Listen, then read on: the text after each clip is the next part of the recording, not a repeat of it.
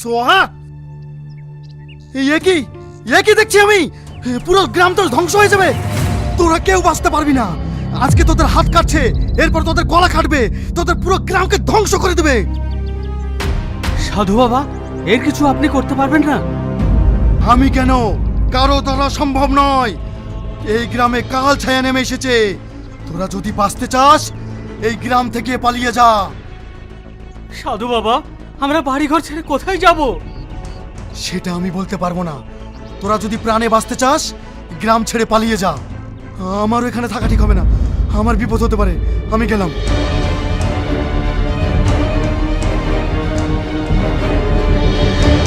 সাধু তো পালিয়ে গেল, এখন আমরা কি করব? কি করবো মানে? আমরা এই গ্রামে থেকে মরবো নাকি? আমরা পালাবো। তোরা সবাই পালিয়ে যা, আমি পালাবো না।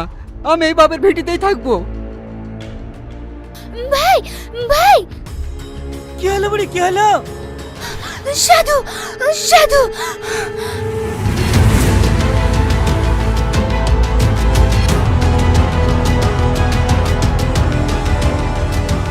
সাধু বাবা, সাধু বাবা, সাধু বাবা।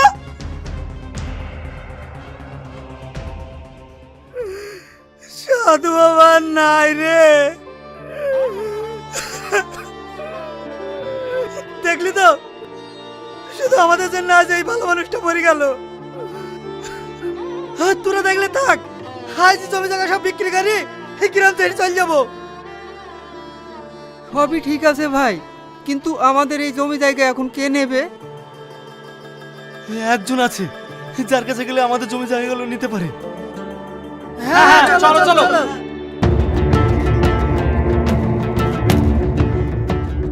মোড়ল সাহেব, আমার জমিটা আগে নেন। আমারটা নেন, মোড়ল সাহেব, আমারটা আগে নেন। মোড়ল সাহেব, আমার জমিটা আগে নেন। এই থামো থামো থামো, তোমরা তো চিৎকার করো না। তোমরা যে এত জমি নাও নাও করছো, ওই গ্রামে জমি নিয়ে কাজ কি? ওই গ্রামে তো এখন কেউ থাকতেও চাইছে না। দেখেন মোড়ল মশাই, আপনি তো অনেক টাকা, একবার আমাদের পরিবারের দিকে তাকান। ঠিক আছে, তোমরা যখন এত করে বলছো, তাহলে তোমাদের জমির দাম বলো। মোড়ল সাহেব, এখন তো 10 লাখ টাকা বিঘে চলছে, তাহলে আপনি বলেন কত টাকা দেবেন? দেখো, আমার জমি নেওয়ার অত ইচ্ছা নেই। তোমরা যখন এত চাপাচাপি করছো, আমি বিঘা প্রতি 1 লাখ টাকা দেবো। তোমাদের মন চাইলে আমাকে দাও, না হলে চলে যাও। মোড়ল সাহেব, 1 লাখ টাকা দিলে কি করে হবে বলুন? আর কিছু টাকা ধরে দিন না, নয়তো আমরা না খেয়ে মরে যাব। দেখো, তোমাদেরকে আমি ভালোবাসি বলে এই টাকাটা দিতে চাইছি, না হলে বর্তমানে এই জমির কোনো মূল্যই নেই। একেবারে কম হয়ে যাচ্ছে যে। ঠিক আছে মোড়ল সাহেব, আপনি 1 লাখ টাকা করে দিয়েন। ঠিক আছে, তোরা সবাই লাইন দিয়ে দাঁড়া। আপন আপন জমির দলিল নিয়ে আয়, টিপসই দা, টাকা নিয়ে যা।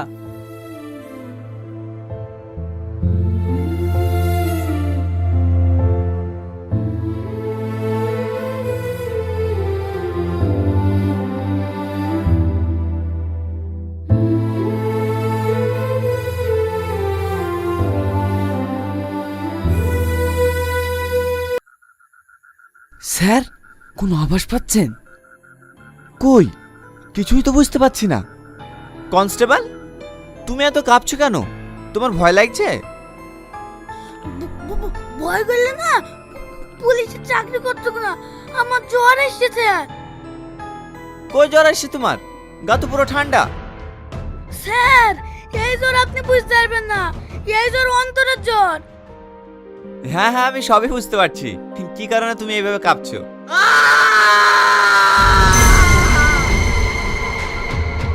এই আওয়াজটা কোন দিক থেকে আসলো? স্যার, মনে হয় এই দিক থেকে আসলো।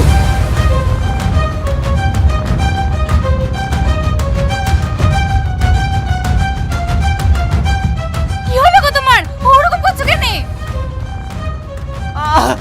আমার হাত নাই, আমার হাত কেটে দিল, আমার হাত কেটে দিল। আমার কি সর্বনাশ হলো?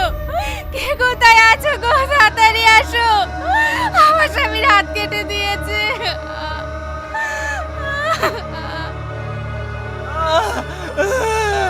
কি হয়েছে? আপনি চিৎকার করছেন কেন?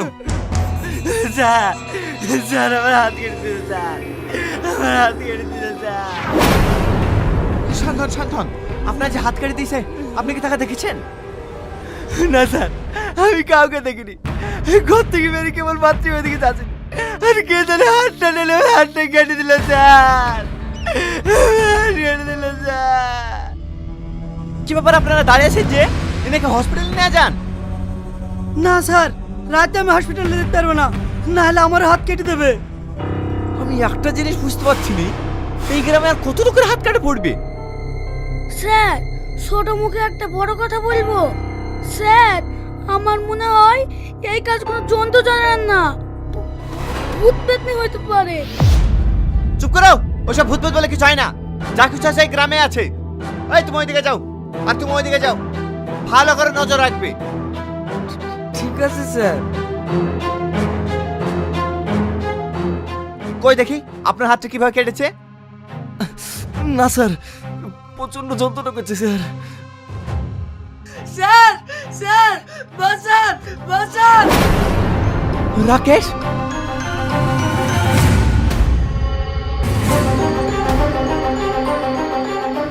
রাকেশ, ওঠো ওঠো রাকেশ। তোমার এই অবস্থা কি করে হলো?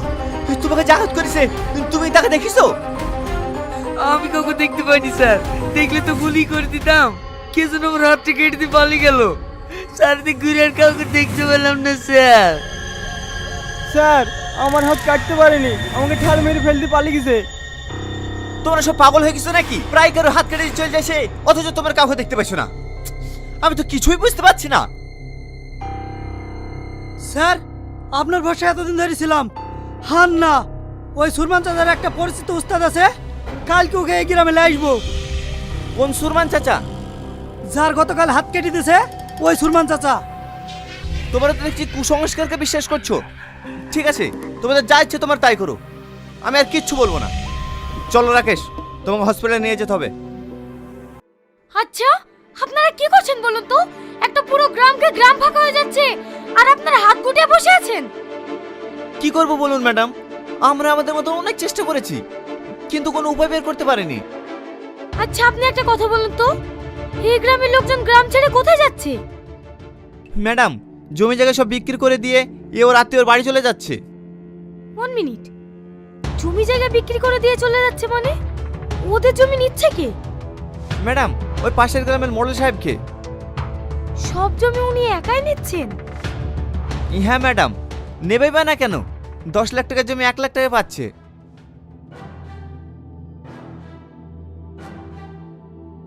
I see. আচ্ছা তুমি এখন যাও, আমি দেখছি।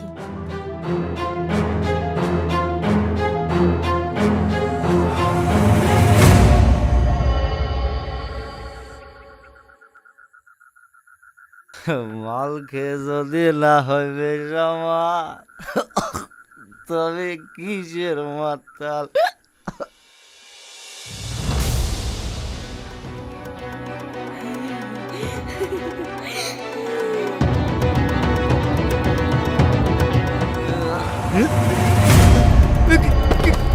কে তুমি? কে তুমি? আমাকে চিনতে পারছিনি? ভালো করে মনে করি দেখ, 3 দিন আগে তোর হাত কেটে দিয়ে গেছি, আজ গলা কাটতে এসছি।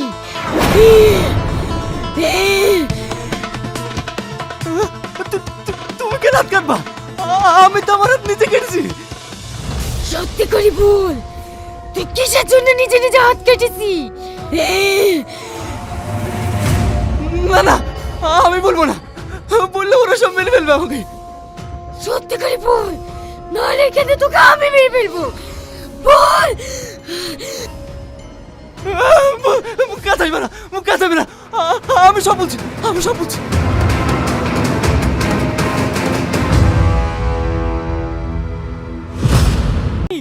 কি হয়েছে টনির? ও হসপিটাল থেকে যে ওষুধগুলো দিয়েছিলাম সব একসাথে খেয়ে ফেলেছে, ও মনে হয় আর বাঁচবে না।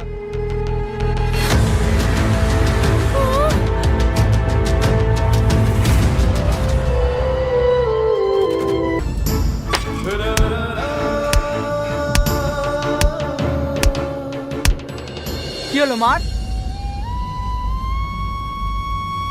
আমি পারবো না। কেন পারবি নি? তোর ভাই বলে? ও তোর ভাই না, ও তোর ভাই হলে এরকম জঘন্য কাজ কখনো করতে পারতো না। মার ওকে। কি হলো মার?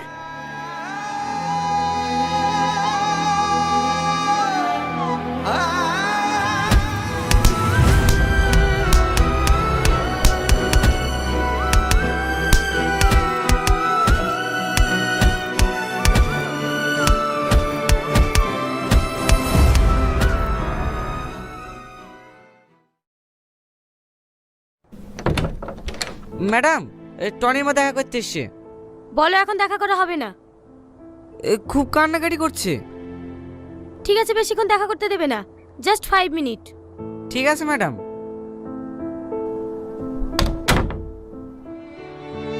গ্রামে তোর লেগে আমরা কেউ মুখ দেখাতে পারছি নি। তোর বাপকে ধরে ধরে সবাই অপমান করছে। তুই নাকি সব গরিব মানুষের অ্যাকাউন্ট থেকে টাকা চুরি করে নিয়েছিস। সত্যি করে বল না বাপ, তুই ওসব কিছু করিস নি তো? তুমি বিশ্বাস করো মা, আমাকে মিথ্যা ফাঁসানো হয়েছে। আমি এসব কিচ্ছু করিনি। আর কেউ না জানুক, তুমি তো আমাকে জানো। তোর কিচ্ছু হবে না। আমার যে হাতের বালা দুটো ছিল, সে দুটো বেঁচে তোর আব্বাকে উকিলের কাছে পাঠিয়েছি। এই সপ্তাহের মধ্যে তোকে ছাড় করে নিয়ে যাবো। চলেন চলেন, টাইম শেষ হয়ে গেছে। তুই কেন চিন্তা করিস না বন্ধু, সব ঠিক হয়ে যাবে।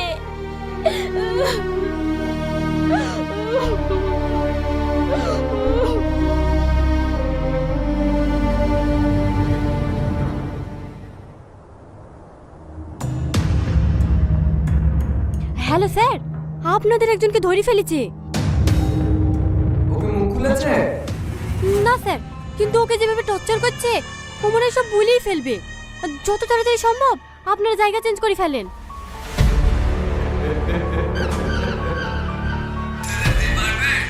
আমরা একটা চুলো ছিটতে পারি। ওরা ভুল লোককে ধরেছে, ও আমাদের লোক না। মানে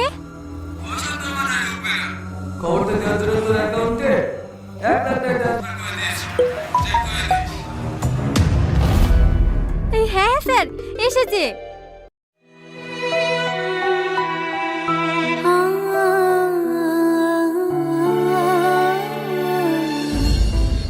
মদ খেয়ে মেয়েদের গিফটেজিং করা, জানিয়ে যা। ওর বাবা যে কত বড় নেতা হয়েছে তা আমি দেখছি। চলো। আচ্ছা সালমা, তুমি তো পুলিশ।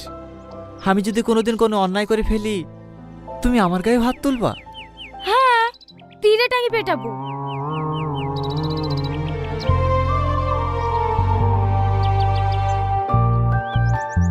কি হলো, দাঁড়িয়ে গেলে যে?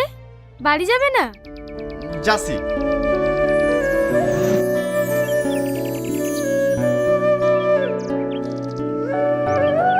আমার বিশ্বাস আমার টনি কোনো অন্যায় কাজ করতেই পারে না।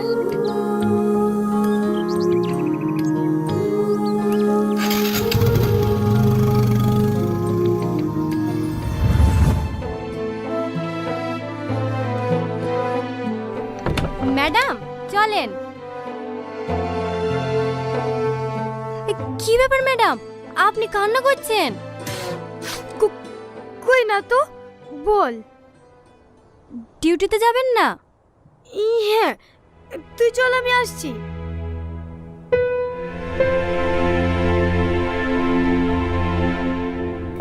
ম্যাডাম, আপনি এখনো খাবার খাননি?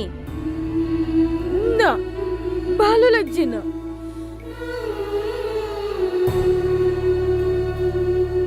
আমি বুঝতে পারছি আপনার মনের অবস্থা। এখানে আপনার তো কোনো দোষ নাই, ওই তো আপনাকে ধোকা দিয়েছে। সাথী, আমার কোথাও ভুল হচ্ছে না তো? আমার কেন জানি মনে হচ্ছে ও নির্দোষ। একটা সত্যি কথা বলবো ম্যাডাম? বল। আপনি আপনার ভালোবাসার চোখ দিয়ে দেখছেন তো, তাই এরকম মনে হচ্ছে। আমার তোকে প্রথম থেকেই সন্দেহ হয়েছিল। আপনি একবার ভেবে দেখুন তো, আপনার সাথে যেদিন ওর প্রথম দেখা হয়, ওইভাবে কি কোনো ছেলে প্রপোজ করে? আর আপনি হলেন এই এলাকার ওসি, ও আপনাকে চিনবে না? ও আপনাকে খুব ভালো করেই চেনে, আর চেনে বলেই আপনার সাথে ভালোবাসার অভিনয় করে আপনাকে হাতে রাখার চেষ্টা করেছিল, যাতে ওর অবৈধ কাজগুলো সুন্দরভাবে চালিয়ে যেতে পারে। তুই ঠিক বলেছিস, আমি ওর ভালোবাসায় অন্ধ হয়ে গেছিলাম, তাই ওর মুখোশের আড়ালে লুকিয়ে থাকো শয়তানটাকে দেখতে পাইনি। ড্রাইভারকে গাড়ি বের করতে বল। ও এতদিন শুধু সালমাকে টনি ভাই, আমার ছেড়ে টনি ভাই, আমি তোমার লাগে জীবন নাইবো টনি ভাই। টনি ভাই প্লিজ ছেড়ে টনি ভাই। টনি ভাই,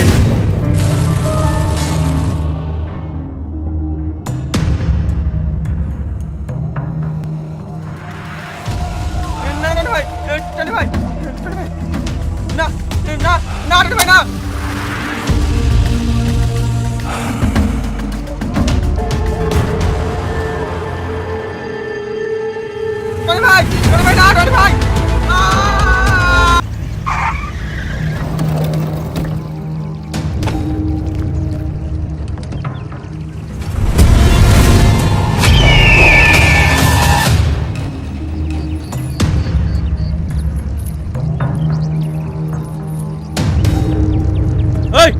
থাকতে পারছি নাহলে এখানে গুলি করে দেবো।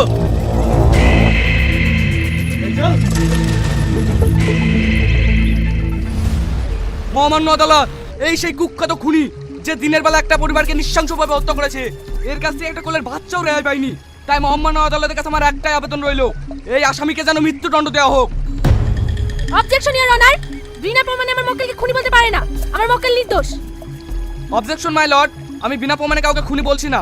আমার কাছে সাক্ষী আছে, কিন্তু কি বলেন? আমার সাক্ষী হচ্ছে ইন্সপেক্টর সামাদ। উনি এখন ব্যাঙ্গালোরে আসামি ধরতে গিয়েছে। তাই মহামান্য আদালতের কাছে আমি কিছুদিন সময় চেয়ে নিচ্ছি। উনি আসলে সমস্ত সাক্ষী ও প্রমাণ আদালতের সামনে পেশ করব। এই উকিল, তুই কিন্তু খুব বাড়াবাড়ি করছিস, এর পরিণাম কিন্তু খুব খারাপ হবে। Order order order. জজ সাহেব দেখলেন, আপনার সামনে আমাকে থ্রেট দিচ্ছে। আসামি শাকিল খান, এটা মস্তানি করার জায়গা না। আপনার যদি কিছু বলার থাকে আদালতে বলতে পারেন। না, আমি আদালতের সামনে কিছু বলতে চাইনি। মহামান্য আদালত, আমার মক্কেল মানসিকভাবে ভেঙে পড়েছে, তাই হয়তো উনি আজে বাজে বকছে। আমি মনে হয় আপনার কাছে ক্ষমা চাচ্ছি। ঠিক আছে, আজকের মতো এখানে কোর্ট স্থগিত থাকলো। আগামী সোমবার এই কেসে রায় দেওয়া হবে। The court is closed.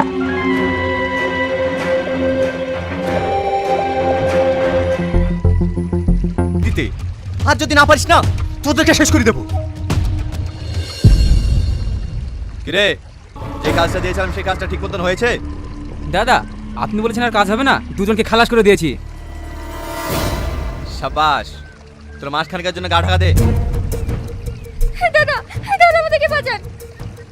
কি হয়েছে, কানা করছো কেন?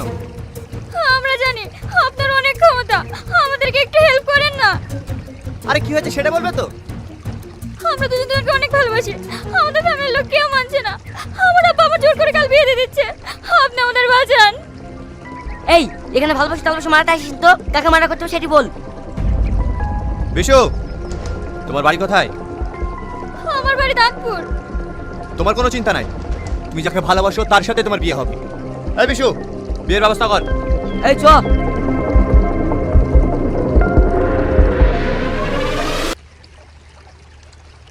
এই, তুই এখানে কি হচ্ছে? স্যার, শাকিলকে চা দিতে এসেছি। না না, আসামে কোন চা দেওয়া হবে না, তাই এখান থেকে। এই কনস্টেবল, আমি যদি চা খেতে না পাই না, তোর ফ্যামিলিকে আমি পানি খেতেও দেবো না। চা খাবেন আগে বললে তো হয়। এই মুসলিমা, স্যারকে চা দে।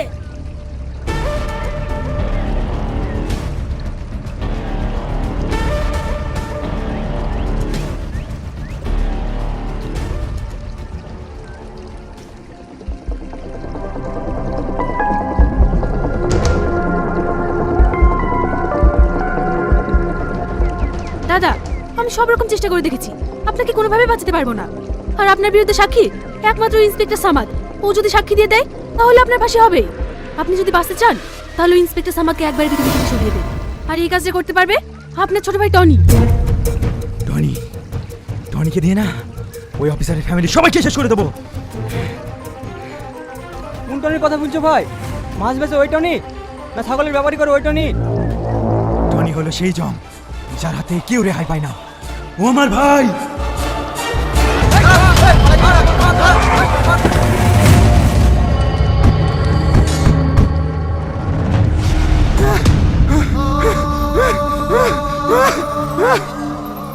শালা, তুই আমার সাথে বেইমানি করিস? তোরা প্রেম করেছিলাম, তোদের বিয়ে দিয়ে দিলাম, আর তুই সেই মাটিকে ডিভোর্স দিলি? তোর এই দুনিয়া বেঁচে থাকার কোনো অধিকার নেই। এই, আরে আরে, আপনারা কি মানুষ বলুন তো? একটা মানুষ অ্যাক্সিডেন্টে পড়ে আছে আর আপনারা দাঁড়িয়ে দাঁড়িয়ে দেখছেন। ধরুন ধরুন, কি হলো ধরুন। হ্যাঁ, এই ধর ধর ধর।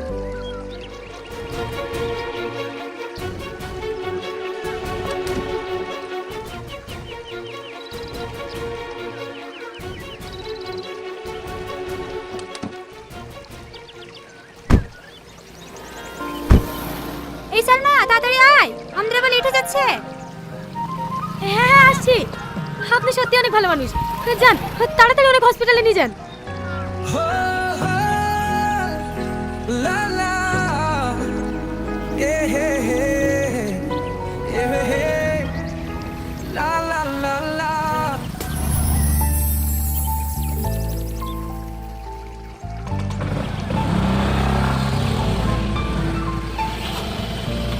এখনো দাঁড়িয়ে আছেন যে?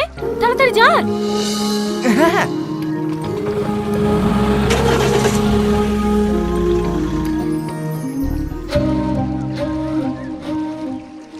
আরে আরে, আপনারা কি মানুষ বলুন তো? একটা মানুষ অ্যাক্সিডেন্টে পড়ে আছে আর আপনারা দাঁড়িয়ে দাঁড়িয়ে দেখছেন। ধরুন ধরুন। কি হলো ধরুন? কি হলো এখনো দাঁড়িয়ে আছেন যে? তাড়াতাড়ি যান। বস বস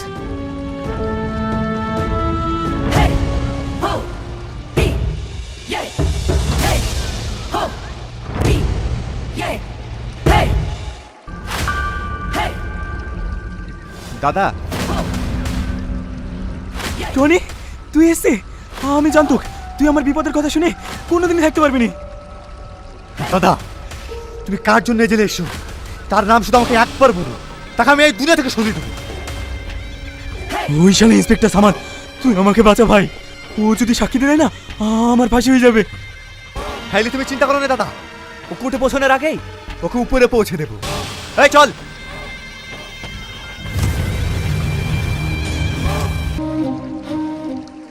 আরে আরে, আপনারা কি মানুষ বলুন তো?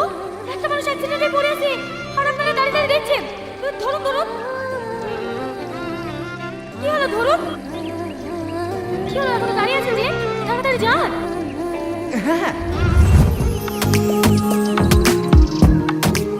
বস, এটা আপনি কি করলেন? যাকে আপনি মারতে গেছিলেন তাকে আবার একটা মেয়েকে অসুস্থ হসপিটালে ভর্তি করে দিলেন। মেয়েটাকে আপনি চেনেন? না চেনেন না তো শালাকে বাঁচালেন কেন? জানি না, কিন্তু কেন মনে হলো সে আমার খুব কাছের একজন। ওর কথায় আমি সব কিছু করতে পারি। কি ওই মেয়েটা তো আমাকে মারতে বলে? তোরা হ্যালো গাইজ, আসসালামু আলাইকুম। আশা করি সকলে ভালো আছেন। তো আজকে আবার আপনাদের মাঝে চলে এসেছি নতুন একটি ব্লগ ভিডিও নিয়ে। তো আজকের এই ব্লগ ভিডিওতে আমি আপনাদেরকে দেখানোর চেষ্টা করব এবং আপনাদের মাঝে বিস্তারিত আলোচনা করব। তো এই যে এখানে আপনারা দেখতে পাচ্ছেন, এখানে কিন্তু মাছ মারার যে জালগুলো রয়েছে, তো এই জালগুলো কিন্তু এখানে কিন্তু রোদে কিন্তু শুকানোর জন্য কিন্তু এখানে রেখে দেওয়া হয়েছে। তো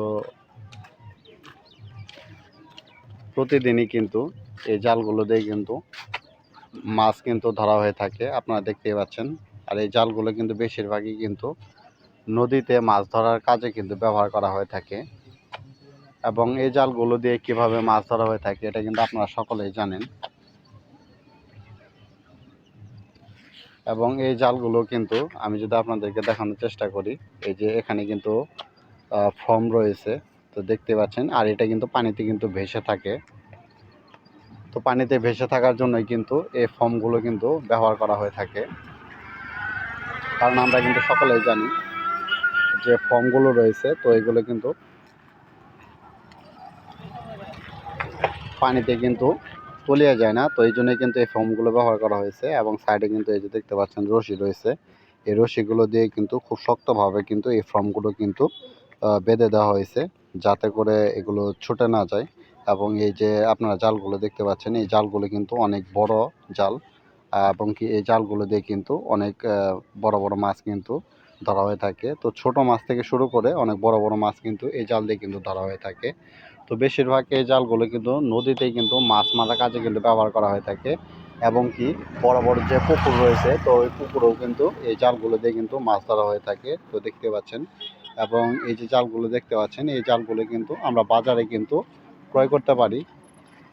তো এই জালগুলো ক্রয় করতে কেমন টাকা লাগে, এবং এই যে জালটি দেখতে পাচ্ছেন, এই জাল দিয়ে মাছ ধরতে গেলে মিনিমাম কিন্তু হচ্ছে 7 থেকে 8 জন অথবা 10 জন লোকের কিন্তু প্রয়োজন পড়ে। কারণ এই জালগুলো দেখতে পাচ্ছেন অনেক বড় একটি জাল, তো এই জালগুলো দিয়ে মাছ ধরার জন্য 8 থেকে 10 জন লোকের কিন্তু প্রয়োজন পড়ে থাকে।